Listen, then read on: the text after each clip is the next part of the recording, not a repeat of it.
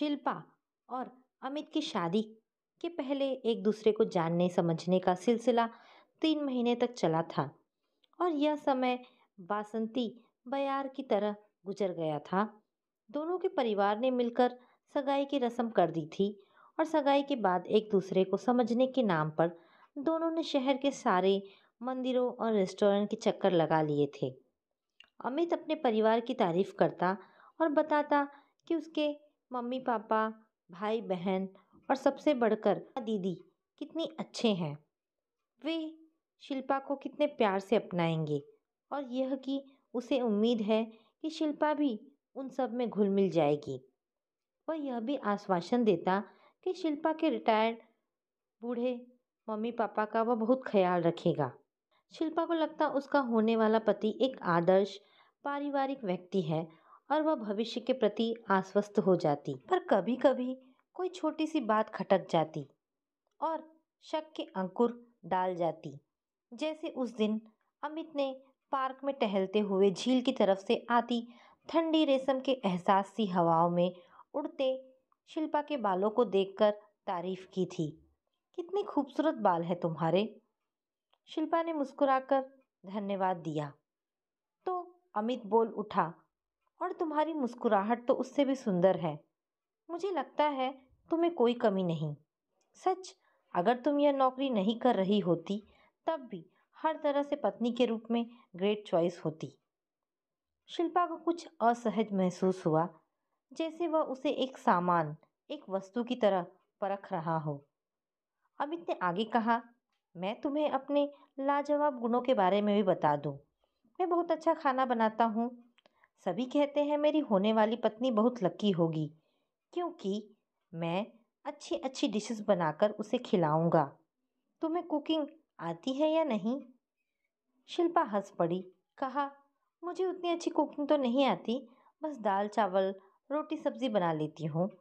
कोई special dishes बनाने हो तो माँ हमेशा दीदी को ही कहती है। वे बहुत ही स्वादिष्ट खाना बनाती हैं। पढ़ाई और जॉब की व्यस्तताओं के बीच में ज़्यादा कुछ सीख नहीं पाई, लेकिन अब सीख लूँगी क्योंकि मुझे दिलचस्पी है सीखने की। अमित उत्साह से बोला, अरे कोई बात नहीं, शादी पत्नी से खाना बनवाने को थोड़े ही की जाती है। खाना बनाने को हम एक कुक रख लेंगे, तुम तो बस सज धज कर इसी तरह सुंदर लगा करना। अमित की इस बात ने शिल्पा का दिल बाग बाग कर दिया। कितने सुंदर दिल का है उसका मंगेतर। वह भविष्य के सुनहरे सपनों में खो गई, लेकिन सपनों और उम्मीदों की बुनावट से बने वे 3 महीने पलक झपकते ही बीत गए और पति पत्नी बनते ही जिंदगी एक नई राह पर चल निकली। जिसके शुरुआती सफर में झटके पर झटके खाती शिल्पा अक्सर अमित से पूछ बैठती थी, और कहाँ गए वे हमारे सपने, वे इरादे। और अमित कहता था, अब हम पति पत्नी हैं और इस रिश्ते में जिम्मेदारियां होती हैं, सपने नहीं। शिल्पा उसकी बातों में घुली आत्ममुग्धता मिश्रित आत्मविश्वास के सामने उसे सही और स्वयं को गलत मानने की आदत डाल बैठी। शादी के दूसरे ही दिन अमित ने उससे कहा, तुम इतना तेज तेज क्यों चलती हो? ससुराल में बहुओं की चाल तो धीमी होनी चाहिए। शिल्पा को बड़ी शर्म आई कि वह अपनी ऑफिस वाली चाल ही ससुराल में चल रही थी। उसने अपनी चाल ठीक कर ली और कदम नाप नाप कर रखने शुरू कर दिए। जो 15 दिन अपने ससुराल में गुजारी, उसने हर संभव कोशिश की कि अपने व्यवहार से सासू माँ, संध्या भाभी और माया दीदी के दिल जीत ले, जिनकी जांचती परखती सी निगाहें हर समय उसी के इर्द गिर्द घूम रही होती थी। छुट्टियां खत्म हुई और दोनों ने इंदौर वापस आकर अपनी नौकरियां ज्वाइन कर ली। कुछ दिन अमित बिना बात मुंह फुलाए रहा। शिल्पा ने उसे बहुत मनाया, पूछा, भला क्या बात हो गई, अचानक से इतना मूड ऑफ क्यों? अमित ने कहा, मेरे घर पर लोग मेरे लिए बहुत चिंतित हैं कि तुम्हें खाना बनाना नहीं आता, तुमसे घर चलाने का कोई गुण है ही नहीं, सोच रहे हैं मेरा क्या होगा। सुनकर शिल्पा बहुत दुखी हो गई। चलते समय सासू माँ, संध्या भाभी और माया दीदी से प्रेम पूर्वक मिलकर आई थी उन्हें कीमती साड़ियाँ गिफ्ट स्वरूप दी थी और वे सब स्टेशन पर उसे विदा करने आई थी। शिल्पा ने उनसे सहानुभूति और प्रेम की अपेक्षा की थी, इन शिकायतों की नहीं। इंदौर में अमित शाम को अपने दोस्तों के साथ घूमता फिरता, पार्टियां करता। शिल्पा ऑफिस से घर आकर यूट्यूब से तरह तरह के व्यंजन बनाने की विधि सीखने की कोशिश करती। अमित भी बहुत चालाक था। खाते वक्त वह उसके बनाए व्यंजनों की खूब तारीफ भी कर देता। लेकिन अपने दोस्तों के यहाँ पार्टियों में जब उसे ले जाता तो दोस्त की पत्नी के बनाए भोजन की प्रशंसा में ये शब्द जरूर जोड़ देता, भाभी जी क्या डिनर बनाया था आपने, जरा हमारी बीवी साहिबा को भी कुछ सिखा दें। अपनी जिंदगी तो दाल भात व आलू की भुजिया पर कट रही है। भाभी जी प्रसन्नतापूर्वक खिलखिला उठती और शिल्पा उदास हो जाती। बाद में अमित इसके लिए भी उसकी क्लास लगाता। इतनी अनसोशल क्यों हो तुम? अभय और सुनील की पत्नियों को देखा, कितने हंसमुख हैं वे। तुम्हें तो बस मुंह लटकाकर बैठ जाना आता है। मैं भी हंसमुख हो लेती अगर इस तरह सबके बीच तुम मेरी बुराइयां नहीं गिनवा रहे होते। कौन सी बुराइयां? अरे, अपने बारे में सच्चाई सुनना पसंद नहीं तुम्हें? और थोड़ा सहजता से लिया करो इन बातों को। शिल्पा मन मारकर चुप हो जाती ऐसी बातों पर। उसने जान लगा दी कि घर बार के कामों में एक्सपर्ट बन सके, पर अमित को प्रसन्न कर पाना टेढ़ी खीर साबित हो रहा था। सारे घर की सफाई करके वह चमका देती तो अमित को खिड़कियों पर धूल नजर आ जाती और वह उसकी छुट्टी के दिन खिड़की दरवाजों की साफ सफाई में व्यतीत करवा देता। यदि कोई मेहमान घर की स्वच्छता सुंदरता की प्रशंसा कर दे तो कहता, अरे यह तो मैं ही हूँ इतना सफाई पसंद, मुझे तो वहाँ धूल नजर आती है जहाँ किसी की नजर नहीं जाती।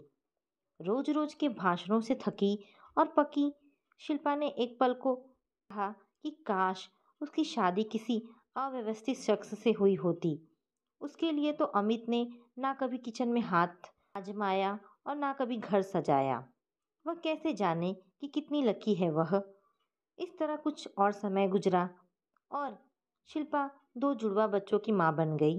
अब अमित ने घर में एक कुक रख लिया था और उसकी माँ भी उनके साथ रहने लगी थी।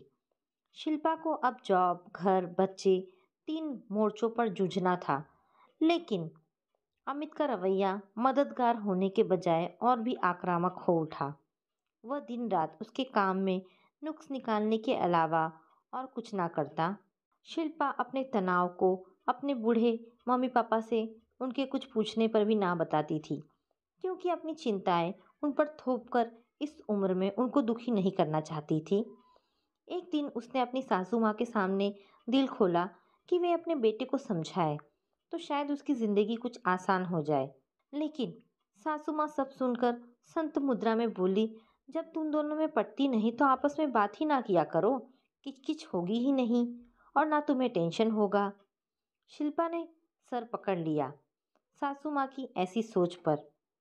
सासू माँ ने घर के नौकर सुरेश को लेकर भी शिल्पा को नसीहत दे दी, काम तो उसी को करने हैं, समय से काम करने के लिए उसके पीछे ना पड़ा करो, जैसा मन करे करने दिया करो, खुश रहेगा तभी घर में टिकेगा। सुरेश भी घर में शक्तियों के संतुलन को समझ गया था। सासू जी की चापलूसी में रहता, उनसे गप्पे लड़ाता रहता। शिल्पा घर और नौकरी के समय से कटौती कर बच्चों को समय देने की कोशिश करती, क्योंकि बच्चों की ज़रूरतों की उपेक्षा होने पर उसका दिल अपने कामकाजी होने को लेकर अपराध बोध से भर जाता। पर इससे दूसरे असंतुष्ट हो जाते। वह जैसे ही तैयार होकर ऑफिस के लिए निकलने को होती, अमित एक ना एक चीज़ को लेकर बखेड़ा शुरू कर देता। किसी दिन उसके मैचिंग सॉक्स नहीं मिलते, किसी दिन नाश्ता पसंद का नहीं होता, किसी दिन शर्ट में गंदगी होती। अमित दांत पीसकर उस पर चिल्लाता, ना खुद कुछ करना जानती है, ना सुरेश से ही काम लेना जानती है। उससे अच्छा होता मैंने किसी अनपढ़ लड़की से शादी की होती। यदि शिल्पा अपनी सफाई में कुछ कहती तो उसका जवाब होता, तुम्हारी माँ ने और कोई गुण तो सिखाए नहीं, हर बात का जवाब देना सिखा दिया है। शिल्पा का ड्राइवर रोज बरामदे में बैठा अमित की बकबक सुनता। शिल्पा जानती थी ये लोग ऑफिस में जाकर गॉसिप करेंगे। इन सब चक्करों में वह ऑफिस प्रायः देर से पहुंचती और एक दिन बॉस ने इस बात के लिए उसे मेमो दे दिया। शाम को दुखी शिल्पा ने अमित को अपनी परेशानी समझाने की कोशिश की, पर अमित ने कहा, तुम्हें क्या जरूरत है इतना अच्छा एम्प्लॉय बनने की? अभी छोटे बच्चे हैं, थोड़ा करियर पर कम ध्यान दोगी तो भी चलेगा। चौथी कक्षा में अथर्व और आरव का परीक्षा का रिजल्ट अपेक्षानुकूल नहीं आया। अमित ने कहा, कम से कम बच्चों की देखभाल ही ठीक से कर लेती। बच्चे माँ की जिम्मेदारी होते हैं। मम्मी का उतरा चेहरा देखकर अथर्व और आरव ने मम्मी से वादा किया कि वे आइंदा पढ़ाई से दिल नहीं चुराएंगे। समय गुजरने के साथ बच्चों ने पढ़ाई में बेहतरीन करना शुरू किया और देखते ही देखते 12वीं कक्षा पास कर बहुत ही अच्छी यूनिवर्सिटी में एडमिशन ले लिया। जब शिल्पा और अमित अथर्व और आरव को हॉस्टल छोड़ने देहरादून गए तो 4 दिन उन्हें अमित की चचेरी बहन की बेटी डॉक्टर रिया के यहाँ रुकना पड़ा। डॉक्टर रिया अथर्व और आरव की स्थानीय अभिभावक बनी। रिया की दिनचर्या शिल्पा के लिए अचरज भरी थी। वह सुबह 8:30 बजे अपने हॉस्पिटल के लिए निकल जाती और शाम 7-8 बजे तक छुट्टी मिलती उसे। बीच में सिर्फ आधे घंटे के लिए लंच लेने घर आती, जबकि शिल्पा अपने घर में लंच टाइम में समय से पहले भागी भागी आती, सबको अपने निरीक्षण में खाना खिलाकर ऑफिस वापस जाती, फिर ऑफिस से समय से आधे घंटे पहले आती ताकि बच्चों को शाम का नाश्ता करा के खेलने या ट्यूशन के लिए भेज सके और डिनर की तैयारी करवाए। इस चक्कर में खुद उसका खाना पीना और हुलिया बिगड़ा हुआ रहता। अमित कहता, तुम दुनिया की सबसे अनस्मार्ट कामकाजी महिला हो। यहाँ रिया हर वक्त संवरी हुई परफेक्शन की मिसाल दिखती थी। अपने कार्य क्षेत्र में भी वो बहुत कुशल थी और उसके ढेरों अवार्ड्स और सर्टिफिकेट्स घर में सजे हुए थे। अमित ने रिया को इसके लिए बहुत शाबाशी दी और लौटकर भी वह उसके गुण गाते नहीं थक रहा था। शिल्पा ने यह भी देखा था कि कैसे रिया के घर पर उसकी सासू माँ ने किचन की देखभाल और सबको प्रेम से खिलाना सब अपनी निगरानी में संपन्न करवाया। घर के हर काम में रिया से अधिक उसका पति विकास सहायता करता। रविवार का दिन था। घर पर कई काम मुंह बाएं उसका इंतजार कर रहे थे। किचन रैक्स की सफाई करनी थी, पर्दे मशीन में धुलने को डालने थे, सर्दियों के कपड़े निकालने थे। अच्छा होते रहेंगे काम। शिल्पा ने खुद का रूखा सूखा चेहरा ड्रेसिंग टेबल के शीशे में देखा और सोचा फेशियल करवा लेना चाहिए। 2 साल पहले किसी रिश्तेदार के यहाँ शादी थी, उसी समय करवाया था। वह पर्स उठाकर निकलने लगी। अमित ने टोका, कहीं जा रही हो क्या? हाँ, थोड़ा ब्यूटी पार्लर से आती हूँ। सुनो, आज मेरा दिल्ली वाला दोस्त सुमित अपने परिवार के साथ हमारे यहाँ डिनर पर आ रहा है, उसकी तैयारी करनी है। हाँ तो सुरेश, कर लेंगे, उसने रुखाई के साथ कहा और निकल पड़ी। अमित उसकी उद्दंडता पर चकित रह गया। 4 बजे लौटने के बाद उसने डिनर की थोड़ी बहुत तैयारी करवाई। तय समय पर सुमित परिवार सहित आ गया। उसकी पत्नी बहुत खुशमिजाज थी। उसने शिल्पा से उसके बनाए व्यंजनों की तारीफ की और रेसिपी पूछी। शाम अच्छी ही गुजर गई थी, पर उनके जाते ही अमित उस पर बरस पड़ा। तुमने इतने बेमन से मार्केट से लाए हुए रसगुल्ले स्वीट डिश में रख दिए? मेरा दोस्त इतने सालों बाद आया था, क्या गाजर का हलवा नहीं बना सकती थी? गाजर नहीं थी घर में तो ले आती, सारा दिन तो मार्केट में ही घूमती रहती हो। लेकिन इतना मैनेजमेंट तुमसे ना हो सका कि घर में ज़रूरत की चीज़ें मौजूद रहे समय पर। इसके बाद जो हुआ, अमित ने उसकी उम्मीद नहीं की थी। शिल्पा ऐसा सुलग उठी जैसे सूखी तिलियों की चिंगारी दिखा दे कोई। उसने आग भरी दृष्टि से देखते हुए मानो शब्दों को तोल तोल कर कहा, अगर मुझे मैनेजमेंट नहीं आता तो तुम खुद ही कर लेते। कोई ज़रूरी नहीं कि सब कुछ दूसरे ही करे और तुम निंदक की परमानेंट पोस्ट पर विराजमान रहो। जब इतना ज्ञान तुम्हारे पास है ही तो कभी उस ज्ञान का खुद भी उपयोग में लाया करो। कब तक दूसरों को बांटते रहोगे? यह कहकर उसने अपने रूम का दरवाज़ा बंद कर लिया। उसके बाद उनकी बातचीत बंद हो गई और उसने घर के कामों को हाथ लगाना भी बंद कर दिया। आज उनका यह अबोला शुरू हुए 2 महीने बीतने को है। शिल्पा को बड़ा आराम है। ना बोलने के भी फायदे हो सकते हैं, यह तो उसने पहले सोचा ही ना था। अब ना तो हर घंटे पर चाय बनाओ की टेर लगती और ना ही एक गिलास पानी देना की। और तरह तरह के दूसरे उन कामों से मुक्ति मिली जो पतिदेव को खुश करने के लिए किए जाते हैं, पर जिनसे पति देवता कभी खुश नहीं होते। अपना वक्त अब अपना है और जी भर के अपने कपड़ों, अपने मेकओवर और अपने ऑफिस के कामों को पकड़ में लाने पर खर्च किया जा सकता है। 18 सालों से वह दूसरों की प्रोग्रामिंग से रोबोट बनकर चलती रही। उसने आज ना जाने कितने दिनों बाद एक पेंसिल स्केच बनाया है। भूल गई थी कभी यह उसकी प्रिय हॉबी हुआ करती थी। लेकिन इन सबसे बढ़कर यह कि अब ताने नहीं सुनने पड़ते। ताने नहीं सुनने से अपना दिमाग एकदम शांत है और रचनात्मक, सृजनात्मक हो रहा है। वे भी दिन थे जब इस शख्स से एक दिन ना बोलो तो मन खराब हो जाता था कि घर का वातावरण कहीं तनावपूर्ण ना हो जाए। वह खुद जाकर दोस्ती कर लेती थी। लेकिन अब वह दोस्ती प्रस्ताव किस लिए दे, जबकि उसे इस परम ज्ञान की प्राप्ति हो चुकी है कि पति ताने इसलिए नहीं सुनाता कि पत्नी में कमियां हैं, बल्कि ऐसा इसलिए करता है क्योंकि वह पत्नी को अपने हाथ का खिलौना समझता है। वह किचन में किसी काम से गई। अमित ने दरवाजे से झांका और विनम्रता से कहा, सुनो, अगर तुम किचन में ही हो तो प्लीज़ क्या एक कप चाय बना दोगी? सुरेश आज बीमार है, बनाती हूँ, उसने सहज भाव से कहा। थोड़ी देर में सासू माँ और सुरेश को चाय देकर वह अमित की चाय लेकर लॉन में आ गई।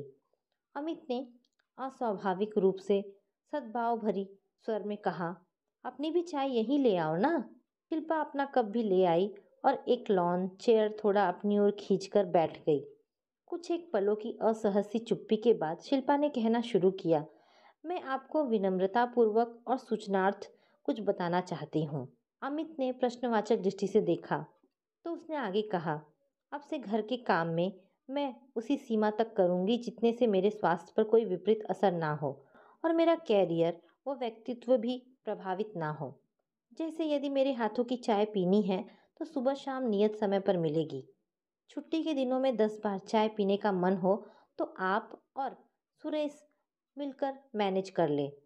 कारण कारण यह है कि आपकी सराहना तो मुझे इस जीवन में मिली नहीं, तो मैं कम से कम अपना व्यक्तित्व और जीवन का बचा हुआ अंश तो अपने लिए समेट लूं।